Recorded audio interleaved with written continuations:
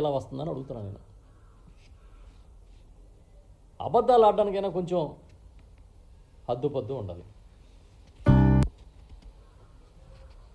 2023 December 1వ తేదీన central government ఒక రిపోర్ట్ ఇచ్చింది. ఆ రిపోర్ట్లో స్వచ్ఛ విద్యాలయ ఇనిషియేటివ్స్ కింద ప్రతి పాఠశాలకి ఆంధ్రప్రదేశ్లో రక్షిత మంచినీరు అందించే కార్యక్రమం చేశారు అని చెప్పి స్పష్టంగా చెప్పింది. 49,293 టాయిలెట్లు కేవలం దీని కింద ఇనిషియేటివ్ కింద చేశారని చెప్పింది. ఇందులో బాలలకి బాయ్స్కి 83.55% ఉంటే బాలికలకి 96.9% టాయిలెట్స్ విడివిడిగా ఉన్నాయని చెప్పి రిపోర్ట్ ఇచ్చింది. మరి ఈ రిపోర్ట్ ఎవరిచ్చారు? ఎన్డీఏ ప్రభుత్వం.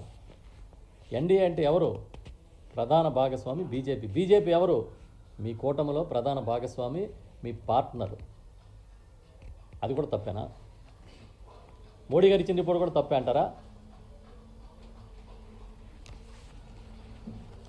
అసలు నా దగ్గర చాలా రిపోర్ట్ ఉంది, నా దగ్గర చూస్తే ఎంత దారుణంగా అబద్ధాలు వచ్చే విధంగా రిపోర్ట్లు కూడా మ్యానిపులేట్ చేస్తున్నారు అనడానికి ఆశ్చర్యంగా ఉంది. అసలు మీరు చేయాల్సిన పనులు వదిలేసి జగన్ గారిని బదనాం చేయడమే టార్గెట్గా పెట్టుకుంటున్నారు తప్ప మంచిని చెప్పలేకపోతే ఎలా? నేను చూశాను పవన్ కళ్యాణ్ గారు ఆ మధ్యన పిఠాపురం వచ్చినప్పుడు ఒక స్కూల్కి వెళ్ళి ఒక వీడియో చూసా. ఇది గవర్నమెంట్ స్కూలా అని ఆశ్చర్యపోయాడు ఆయన. అవునా కదా? చెప్పండి, మీరే చెప్పండి. అవన్నీ గాలికి పోయి రిపోర్ట్లోకి వచ్చేటప్పటికి మాత్రం గాలి మాటలు రాయిస్తున్నారు. నిజంగా ఏదో పలానా సెక్టారు పట్టించుకోలేదు అని అంటే అర్థం ఉంది. స్కూల్స్ పట్టించుకోలేదంటారు, ఆసుపత్రులు పట్టించుకోలేదంటారు. ఎందుకు ఇన్ని అబద్ధాలు ఆడుతూ పబ్బం గడుపుకుంటున్నారు? రాజకీయాలకు హుందాతనం వద్దా అని నేను అడుగుతున్నా. ఎన్నికల ముందంటే పచ్చి అబద్ధాలు ఆడేది ఓట్లు రావడం కోసం, అధికారం రావడం కోసం చేశారంటే అర్థం ఉంది. వచ్చిన తర్వాత కూడా ఏంటి కర్మ అంటే ప్రజలు అర్థం చేసుకోలేరనా? ఇది ఎక్కువ కాలం నడవదు. ఒక వేలు మీ ఎదరవాళ్ళ వైపు చూపిస్తే 4 వేలు మీ వైపు చూపిస్తాయని అర్థం చేసుకోండి. ఇంకా మీరేదో ఎన్నికల హామీలు అమలు చేస్తారని ఆశ పోయింది ప్రజల్లో. మళ్ళీ ఇప్పుడు కొత్తగా స్టార్ట్ చేశారు వికలాంగుల పెన్షన్లని స్క్రీనింగ్. అవి కూడా తీసేస్తారంట. పెన్షన్లు లేపేసే కార్యక్రమం మొదలెట్టారు. ముందు వికలాంగులు, తర్వాత వితంతులు, తర్వాత ఒంటరి మహిళలు, ఏదో లిస్టులు వచ్చినాయని చెప్తున్నారు ఆఫీసర్లు. ఎప్పుడైనా సరే 10 మందికి అర్హత ఉన్న వాళ్ళకి పలానా పథకం ఇచ్చామని చెప్పడం లేదు. ఆ సచివాలయ వ్యవస్థని జగన్మోహన్ రెడ్డి గారు తీసుకొస్తే మాకు పని భారం ఎక్కువైపోయి ప్రభుత్వ ఉద్యోగం ఇచ్చారు జగన్ గారని ఆ భావన కన్నా మాకు పని భారం ఎక్కువైపోయిందని ఫీల్ అయ్యారు పాపం. ఇప్పుడు ఏమైంది? ఇంటింటికి వెళ్ళి పెన్షన్లు ఇమ్మంటున్నాడు తెల్లవారుజామున. అదే జగన్ గారికి చంద్రబాబు నాయుడు గారికి ఉన్న తేడా. ఫీజు రీయింబర్స్మెంట్, ఆ పదం గుర్తొస్తేనే వైఎస్ఆర్ గుర్తొస్తారు. కాలేజీల్లో ఫీజు రీయింబర్స్మెంట్ 100% ఇచ్చే విధంగా ఒక సిస్టమ్ తీసుకొచ్చి అది కూడా తల్లిదండ్రుల అకౌంట్లో, తల్లుల అకౌంట్లో డబ్బులు వేసి జగన్ గారు ఏ విడతకు ఆ విడత వచ్చే విధంగా చేస్తే ఆ కార్యక్రమాన్ని వచ్చిన 8 నెలల్లో మంగళం పాడించేశారు.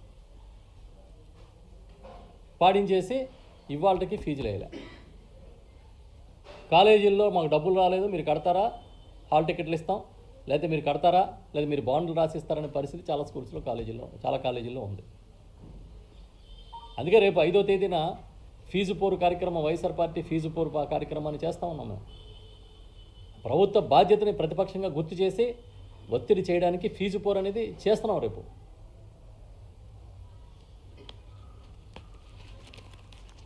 వాస్తవాలకు రండి.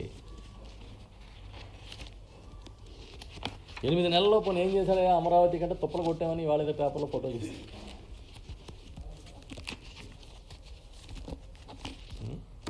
ఏం చేయాలి? అసలు భుజకీర్తులు తగిలిచ్చేవాడు మనవాడైతే అసలు ఎంత సమ్మగా ఉంటుంది. పొద్దున్న లేచి ఆ కీర్తనలు, సంకీర్తనలు, సుప్రభాతాలు అసలు వాళ్ళ గురించి లేపుతున్న, జాకీలేసి లేపుతున్నట్టుగా ఆ పేపర్లో చదువుతుంటే ఇంకా వాళ్ళు ఎందుకు పనిచేస్తారు? అతికారమం చేసి పిల్లల్ని పాడు చేసినట్టుగా ఈ మీడియా ఉంది కదా, ఎల్లో మీడియా. వీళ్ళ రోజు అసలు ఆడు ఏమి చేయకపోయినా సూపర్ డూపర్ అంటుంటే ఇంకా వాళ్ళేం పని చేస్తారు?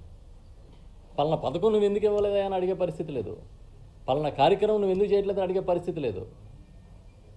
ఎక్కడేది జరిగినా కూడా జగన్ జగన్ జగన్.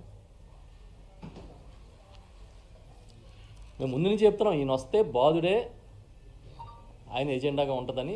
వేసాడు. రేపు నుంచి రిజిస్ట్రేషన్ బాధుడు, పోయిన నెల నుంచి విద్యుత్ ఛార్జీలు బాధుడు. ఏ బాధుడైనా సరే వీర బాధుడే చంద్రబాబు నాయుడు గారికి. రేపు నుంచి అదే అలవాటు, అదే పని చేస్తాడు.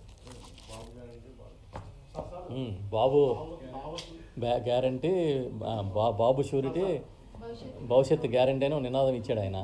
ఇప్పుడు బాబు షూరిటీ, బాధుడు గ్యారంటీ.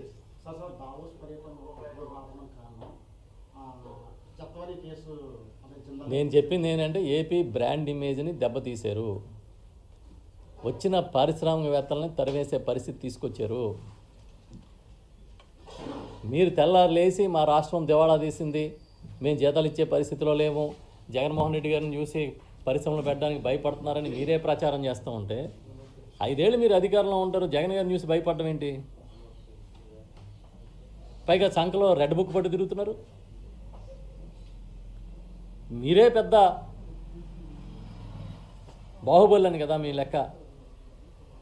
మరి వెళ్ళి మీరు తప్పుడుగా జగన్ గారిని దెబ్బతీస్తానని తప్పుడు ప్రచారం చేస్తే బ్రాండ్ ఇమేజ్, రాష్ట్రం బ్రాండ్ ఇమేజ్ పోకపోతే ఏమవుద్ది? ఇవాళ స్టేట్ బ్రాండ్ ఇమేజ్ని మీరు దెబ్బతీస్తేనే ఒక్క ఎంఓయూ అవ్వలేదు అక్కడ. పక్కనున్న రేవంత్ రెడ్డి గారు చేసుకున్నాడు ఈయన శిష్యుడు. ఆ పక్కనున్న మహారాష్ట్ర ఆయన చేశారు. అన్ని రాష్ట్రాలకు ఎంఓయూలు అయినాయి. మీకెందుకు కావాలి అంటే ఎవడు చెప్పాడు మీకు ఎంఓయూలు చేసుకోవాలి, అక్కడికి వెళ్తే అదేమన్నా రూలా అని అడుగుతున్నారు. పక్కన ఒరిస్సాకు వచ్చినాయి. అదే పెద్ద రూలా? దావోస్ వెళ్తే ఎంఓయూలు చేసుకోవాలని ఏమైనా ఉందా చట్టం అని చెప్తుంటే మనం ఏం చేస్తాం?